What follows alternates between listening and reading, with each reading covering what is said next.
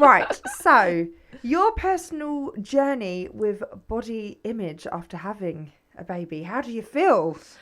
How was your recovery? Weirdly, I feel better than ever. Can I just say you look incredible? I don't know if it's just because I don't care as much. You know, I think I've always been quite confident in myself. And the way that I see sort of like self-esteem and stuff is I know I can look good because it just takes a lot of effort. And I know that I can look bad when I don't make an effort. But I like who I am, like inside. So that's why I'm, you know, quite content with myself. I think a lot of people that maybe are insecure with their outer shell are just too vain and too focused on thinking it's like so important. Like we all want to look good, but I think when you come to terms with the fact that sometimes you're going to look good and sometimes you're not. And the older you get, you kind of figure out what suits you. And it's okay to have a bad day where your hair doesn't sit right, like mine doesn't sit right today. It's not that big a deal. Like if you've got people around you that love you anyway, do you know what I mean? Like you shouldn't feel rubbish. But I do get, you know, the change in your body. It's a big deal. I really enjoyed the bump thing. I tried to dress, really make an effort. To be honest, if I've got fake tan on, I'm winning. So you're a fake tan? Honestly, if I've got fake tan on, I just think my hair looks like a nice colour. My nails look better. I don't know. The tan for me is a big one. I do feel really gross without it. So I always put fake tan on when I was pregnant. But then after it, I think the breastfeeding helped sort of shrink, you know, the uterus and stuff. So my belly kind of went down quite quickly. And I worked out when I was pregnant. So I definitely think that was great. And I prefer my boobs. They're saggier, they're smaller. Because I've got fake boobs and they were just too big before. So I prefer them. So have your boobs changed? Yeah, one of them bends to the right because she always sucked on that one. Yeah. And her head would always be a bit bent. And I knew it was going to happen. It's not fully bent, but my nipple kind of goes like, what to one? Do you want to see? Show me. Show me your nipples.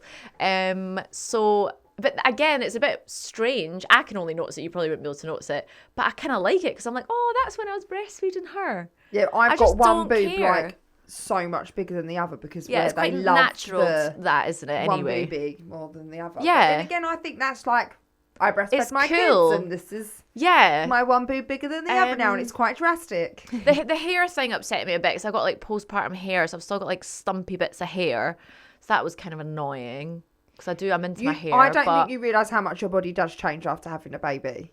Like my ribs are wider, my hips are wider, but I quite like it. And I think I'm lucky because I've got like skinny legs, you know, because what I didn't like. No, this was awful. After I had Bonnie, I hemorrhaged and then they pumped me full of liquid, right? And then I got cankles and I actually wanted to throw up. I couldn't look at my ankles and it really traumatized me. How long did that take to go down? Not long, but I actually felt sick at myself. It really affected me because I'm just used to having puny little legs and I just thought, and I remember Gary saying, why are you so bothered about your like cankles? You've literally got like stitches up your arsehole. Do you know what I mean?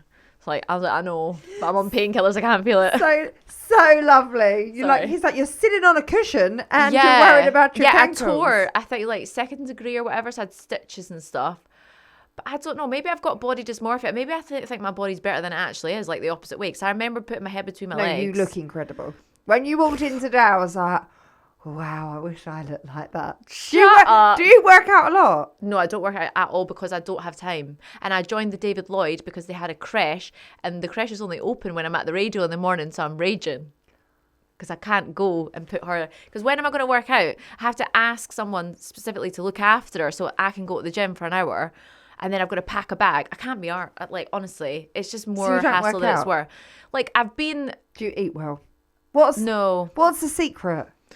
I don't know. I just think She's got a cup of tea when she walks straight in. No, Right, can I have tea? I think you've just got like that natural weight that you're supposed to be at if you don't overly work out or watch what you eat. It depends what you want. If you want to be thinner than your natural weight, then you're going to have to work hard for it and change something.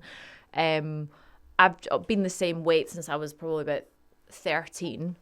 I don't know. Like I like my food, but I have no consistency. Like I'll just be like, oh, I really want pasta. And then I'll eat like a massive pot of pasta. and then I'll just have chocolate, and then I won't eat the rest of the day. I wouldn't say I was healthy, like I should really. And then Bonnie, God, I make her like amazing food, and she loves like broccoli and watermelon. So she's sitting eating that, and I'm like having rubbish because I'm too scared. I don't want to eat her lovely foods because I want her to get the goodness. And then you're just sat there. And then I'm sat there like Skeletor, like needing some nutrients in my life. It's shocking, isn't it? But again, I'm going to try and improve that because it helps with energy, and you know I need to look after myself so I can look after her. Yeah, you do as well. You're waking up early for that radio show. Maybe that's what I need in my life, a radio show. No, because I have like twiddles in the morning sometimes. What, for breakfast? Yeah. 12 for breakfast. Twiddle. Go on, and a banana. Say 12. Go on, give it. Twiddle. 12. That's, Twiddle. You have to roll your R's.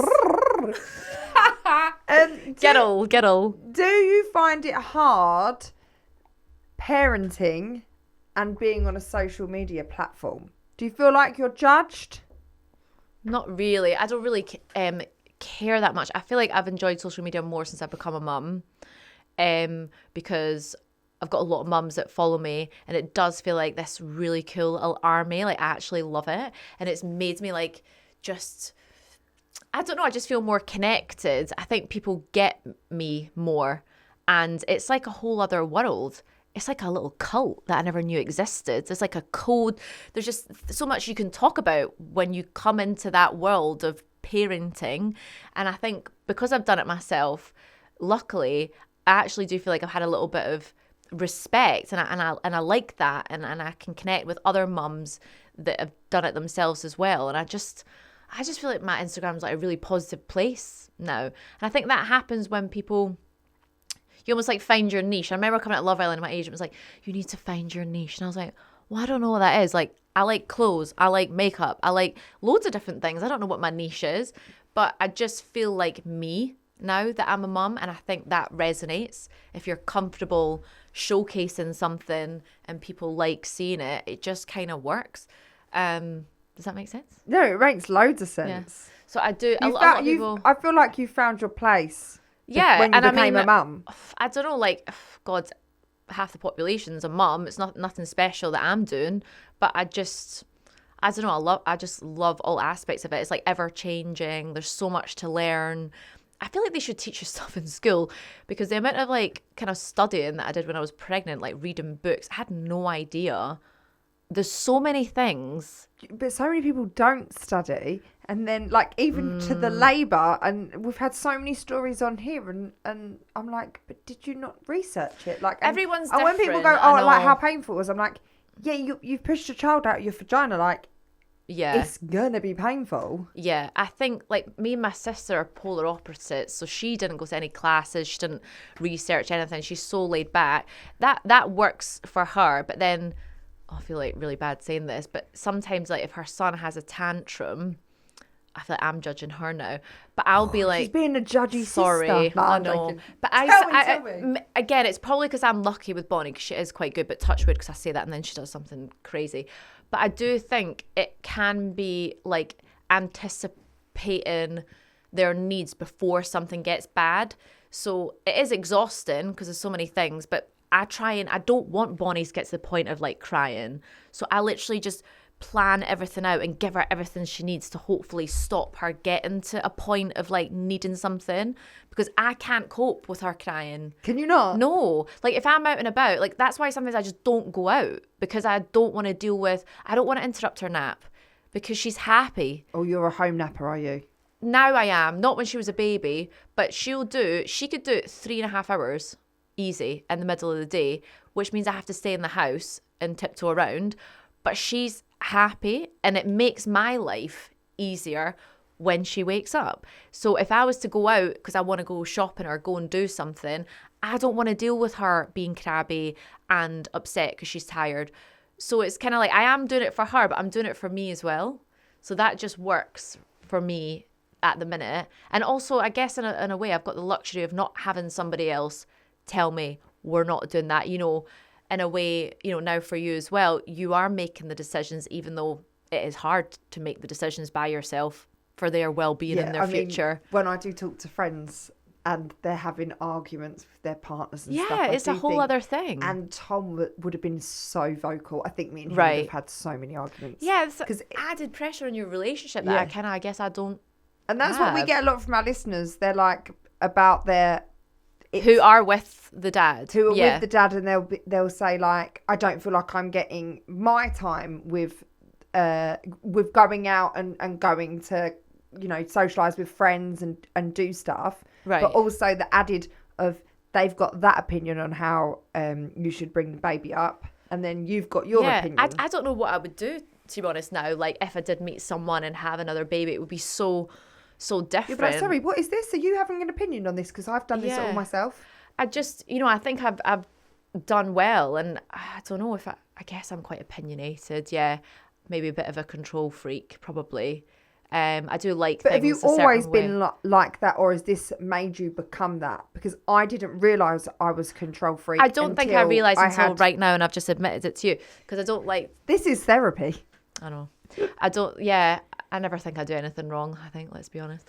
But I just think I'm like, you know, I do think about things and I try and make the best choices. Like, I don't do things on a whim, and when it's like you see the product of your child being amazing, then I think, oh, I must be doing it right. So yeah, I don't know what I would do in a situation. And I do want to have a family. I want that norm, you know, whatever normal is these days, family. So there will definitely be other challenges. So it's not all bad being a single mum in a sense. No. There's good points. We'll have to have you back on when you have another baby with someone else. Oh my goodness. Oh, how's it going for you? I'll be moaning about the dad like, God, he doesn't know anything. He's doing it wrong. Oh my goodness. He keeps putting his opinion in and I'm like, no. That's not how you do a bottle. What are you talking about? So obviously where Bonnie is only a baby. 13 months 13 months. Have you had any embarrassing stories? Embarrassing? What? Has she done anything that's embarrassing? Well, embarrassed you? I'm trying to think, because I feel like she's not. I think when she can talk, she probably will, because goodness knows the things that I say. Because my mum told me a story the other day about at Christmas. We were in a supermarket, like when I was really young, maybe 5 or something. Bumped into my auntie. And my auntie says, oh, can't wait to come round tomorrow, you know, for Christmas. And I said, my mum says that she can't be bothered having you all round tomorrow. And then my mum's like elbowed me, like, what? Because, you know, kids tell the truth. So I'm sure Bonnie's going to do something, you know, like that. But yeah, she doesn't really, I mean, she's done a few punamis in some very exciting places like the airport. But I mean, people just look on and think, people are actually very helpful when you're traveling. I've been there. I've been there and I've had the poo and I know your pain. Yeah. Or there's a funny thing that, I don't know, it was a Q&A I did when I was pregnant, and someone said there's a lot that can go on in toilets when you've got toddlers that like open the door when you're on the loo and stuff. Mine do it all the time to me. Do they? I'm like, I'm on the toilet. Can we just wait until mummy's finished? Funny. I've just actually sat there and waited. Well, not sat there, stood there and waited for you to do a poo or whatever. If I'm doing a poo now, you just shut the door. All in like the cubicle in a public toilet. So I've got all that they pee around you. Shut the door. Actually, I don't really care that much. I'm quite an open person. I'm like, oh, whatever. And other mums in there, they'll have experienced as well. So I think I've got all that to come. Yeah, again, I think being embarrassed just shows that you maybe care too much about what people think. And I definitely think becoming a mum, you just lose all that sense of embarrassment in a sense. And it's just, do you know where I think that comes from, though? When you've actually given birth. Yeah. I think everything goes out the window. Well, no, I don't think I did. I didn't poo either. But the thing is, with Bodhi, Tom was sort of in his own world at that point. He'd been diagnosed, so he didn't really come over and be like, "Oh, Kels, you just did a poo." Like, he was just more in his own world, and I went to a different place, so I don't actually know if I pooed or not. Okay. But with Aurelia, I didn't poo. You didn't? Well, yeah, I mean, Did you poo? No, and I had this whole, you know. Was you panicking about pooing? I don't want to poo, but I lost, before I was thinking about it, but at the time, I knew that I didn't need to, so I was kind of, I did have an idea of what the whole birth was going to be like, but then I knew, I was very relaxed actually.